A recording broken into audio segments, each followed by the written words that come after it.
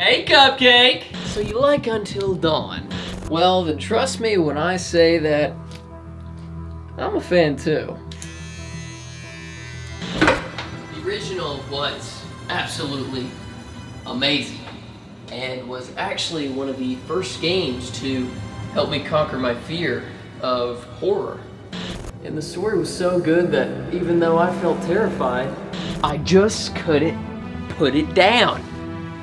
The story itself, characters, mood, artistic style that they had with lighting and everything, music, atmosphere, twists in the story. I had to see more. I had to know more. What would happen to my characters? What would the YouTuber I'm watching do with those characters? Would they survive? Which was Swing Point, by the way, the one that I was watching. And this game had me scared to go to sleep at night. But thanks to it being so good, it kept me around. And as you know, they have made an Until Dawn remake, remaster, whatever you want to call it, as of recently. And from what I've seen, I'm not really that happy about it. Now before I get into everything, I do want to go over a few disclaimers. Yes, I have seen and played through the entirety of the original, getting all collectibles, clues, and totems. Basically, I'm just building for you a portfolio that I'm very familiar with the original game and have revisited chapters a good number of times because I love this game. Everything I've seen so far from the remake, even though I haven't seen a crazy ton, from trailers to clips from YouTubers to the music they're using, the color grading for Pete's sakes, and even the graphics, it is just not Until Dawn to me. At least the way it should be. And that's exactly what we'll go over in this video. So, perhaps our thoughts will align, or maybe we'll find some things to disagree on. But other than that, I hope you enjoy.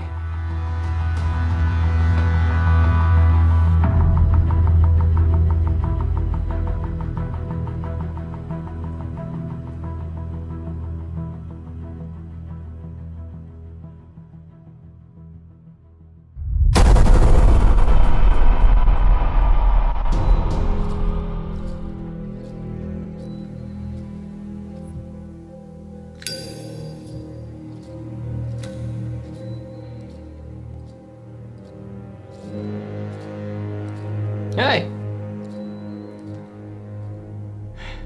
Well, try to get you some better lighting before we continue. Just a little close. There we are. What's up, Coachies? Today, we're going to be talking about Until Dawn, and specifically the remake that has been made fairly recently, and hopefully by the time I record this, I'll be able to get this out. I've been working on this pretty much since the 10th of October, and well, here we are. Also, dude, I think I got the Michael aesthetic like on lock, almost. I mean, as close as you can get just buying, you know, stuff off of Amazon. But once again, I must clarify, this isn't a complete review of the game. This is just what I've seen, what my first initial thoughts are, and why I still prefer the original to this new upgraded version of the game. Now, from the very get-go, when I first saw the trailers, I was worried. Because, as you may have noticed, since I have begun this video, the way I've filmed everything, where I've put lights and such at, I focused very much on the mood and the lighting of everything. Mike, fire and mood lighting. And that's the thing that bothers me about this remake is, and it's one of the bigger issues that I think it has, is the tone. It seems that has been dimmed down a lot. I mean, it's more than just tone, but Until Dawn is not a very gameplay-focused game. It's very much an on-rails, interactive movie type scenario. So what's the point I'm trying to get to? Well, depending on the game you're making, obviously it has to have different foundations depending on what type of game it is. For example, Borderlands 3. If you like the Borderlands games, Borderlands 3's gameplay is the best of all of them. It is just fun, crazy, and the smoothest across the series. However, where Borderlands 3 falls short is its story. Its story is just garbage. It's trash. Luckily, though, its foundation doesn't require a solid story for the game to be recommended to buy. It was just fun enough to be good, even with the story the way it is. Now, Until Dawn makes story center stage in how you interact with the story, and making the choices drastic, which in turn brings the fun that Until Dawn has, is its choice-based gameplay. And so essentially, when you don't have gameplay as a foundation to cover things up, all the other aspects become more of the foundation. Because of how it's designed to be movie-like, the story has to be good. The tone has to be good. The music has to be good to carry that tone and story. And Until Dawn, when it first released, just had a style to it that I think is just lost in the remake. Obviously, one of the big things that come to mind with a remake, or really I should say remaster, is graphics. And this is where it grinds my gears with most people, is because they look at it like, oh, the graphics and detail are better. There's more detail in the environment, yada, yada, yada. Overall, it's better experience. That is just so not true, okay? Halo 5 had better graphics than Halo Reach, but which game looked way better? And people will still even give praises to the Halo 2 anniversary graphics, and it ticks me off that people will praise Halo 2 anniversary as like, yes, this is what 343 should have been doing. They still didn't get it right!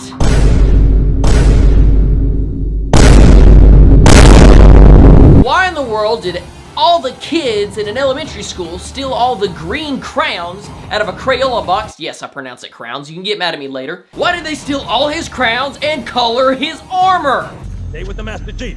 He'll know what to do. Yes, sir, Sergeant. Is that funny to you? Like what? Why? Why do you do this? How can you look at that paint job and be like, upgraded? Now, well, I would love to talk about Halo to get back on the focus of Until Dawn.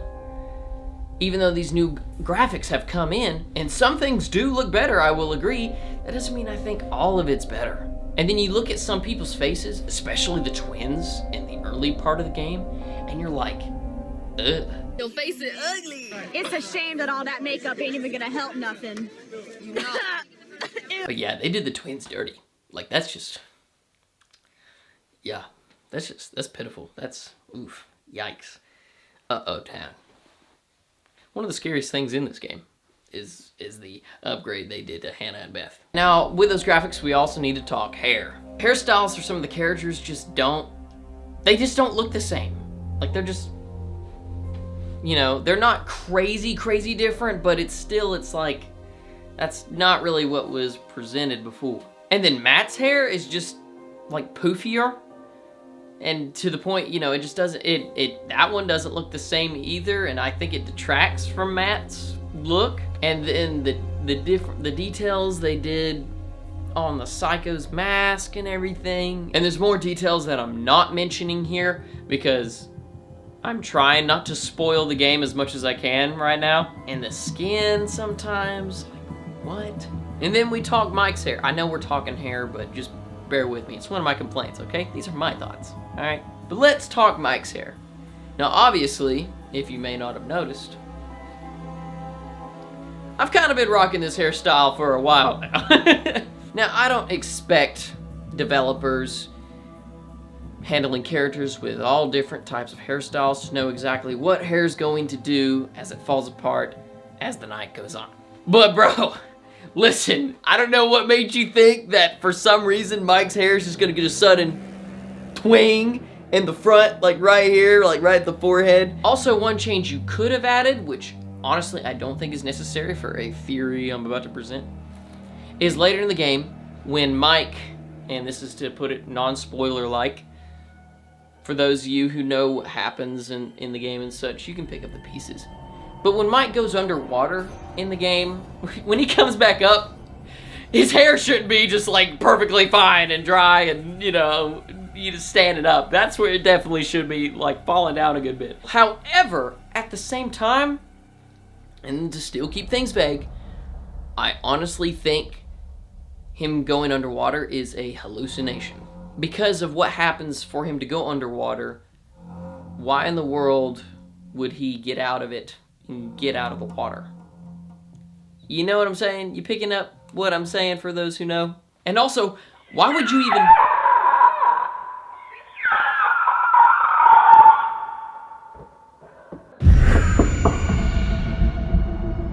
Hello? Is anybody home? Come now. Don't you worry. There's no need to be afraid. It's just your delivery guy. I've got a package for you. I don't know what's inside.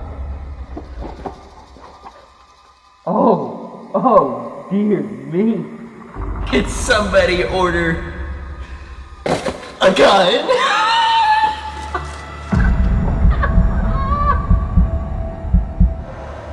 Well, I don't hear anything. I guess nobody's home. How disappointing. But I shan't complain. You'll be later.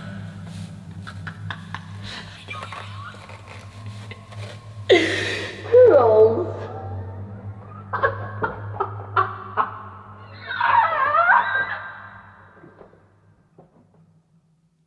Now going back to tone and presentation, movie-like game. What matters to a movie?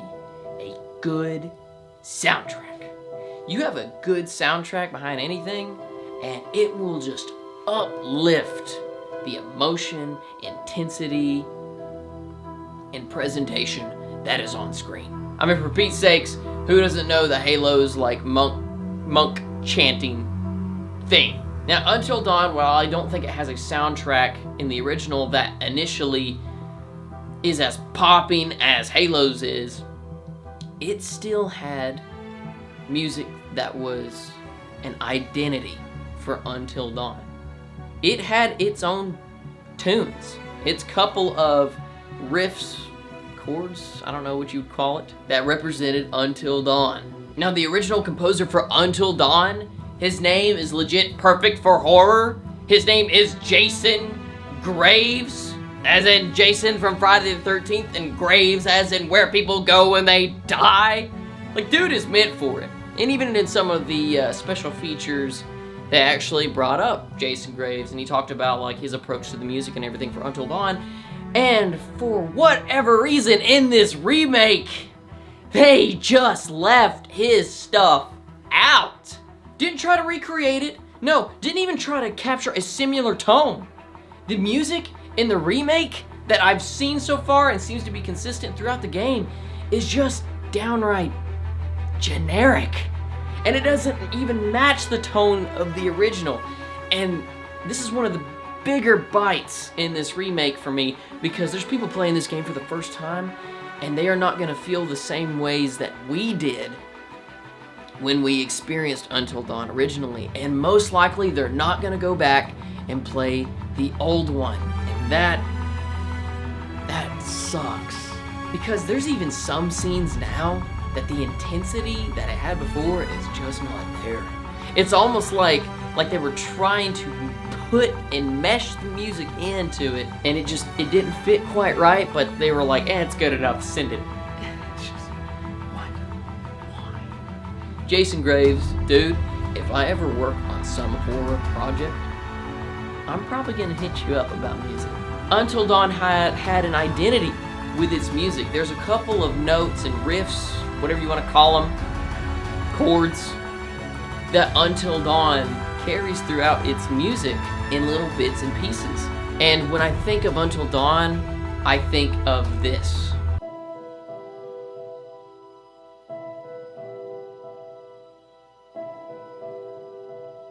And I also think of this theme.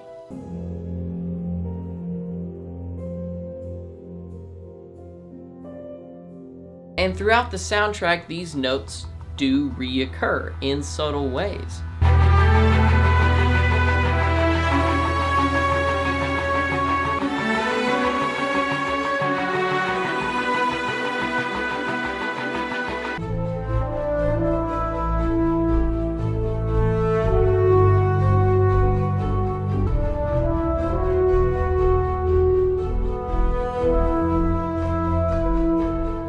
As well as this one.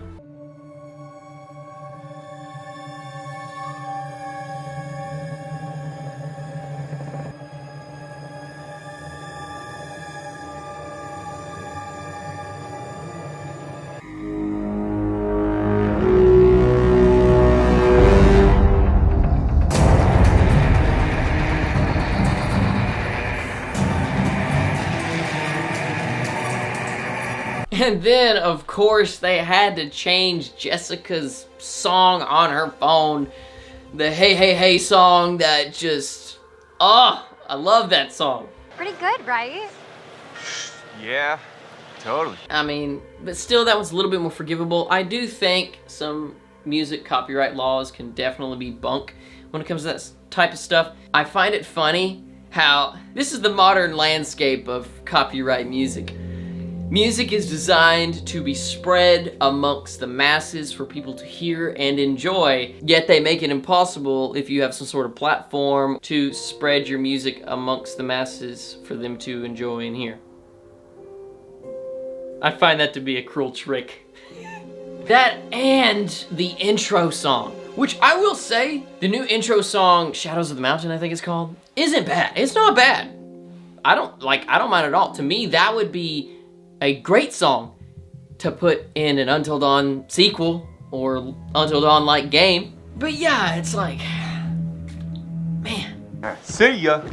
But it's more than just music that they changed. They changed the soundscape. Like, why? Like, the noises that you, to put it vaguely, hear in the forest.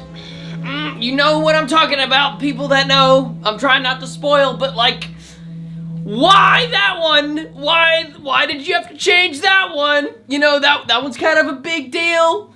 Kind of the signature behind the game, in a sense. Yeah, let's change that one and make it sound worse.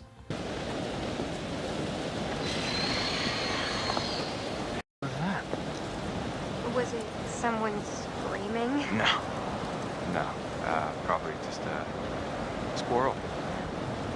They made the squirrels sound worse, guys. I don't know how you hear that and is like, yeah, let's change it to this. Yeah, that's way better. With any of these changes, just take the original and add a bit to it. That's all you gotta do. When it comes to music, when it comes to details, graphics, all that stuff. One of the ones I can't forgive. The don't move sound.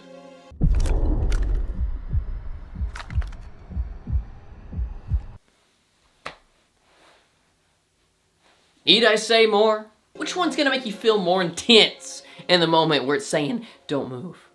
And the same thing with the selection choices and the QuickTime event sounds. Like, it sounded like, I better press this now, it's ticking down. I can see this, the circle going down, it's going away. I better pick the right option.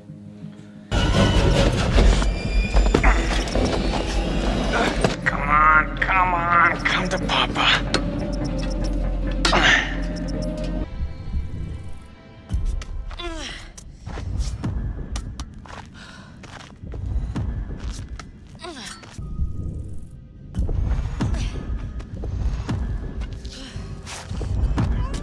And while those aren't initially bad, it's just like, they're doing everything to like dumb down the tone of Until Dawn. And that's the problem I have, is these changes are just, they're just worse. They're just worse. Camera's losing focus. It's getting sick of my stuff too. There's some other sounds I could complain about, but you know, I'll end my stuff there. I only got one going right now. I would do the other, but there's no way. I lost one of my my flames. It went out. Shoot. the soundscape behind the game is totally different now. The pause button sounds or pause menu and navigate, like all those old sounds just, frick. Just ticks me off, man. Now we've talked about some depressing things for a minute, so why don't we just take a short, slightly positive ADD break. Try to lighten the mood, Em. Don't be like that. Now, how about adding stuff? Because they did add some content and some scenes and such, and ultimately, I'm fine with adding scenes and dialogue and other little things around the environment. I'm cool with that, actually. I've wanted more from these characters for years. The issue I have is when they'll change up scenes unnecessarily, like especially in the prologue, their placement and actions, and then Sam being all dramatic, just like... Now, the prank was terrible, don't get me wrong. This is outside of, like, Remake and stuff. That prank is just cruel. Listen, you got any friends that do that? That would be willing to do that to you? That is just freaking... That is messed up.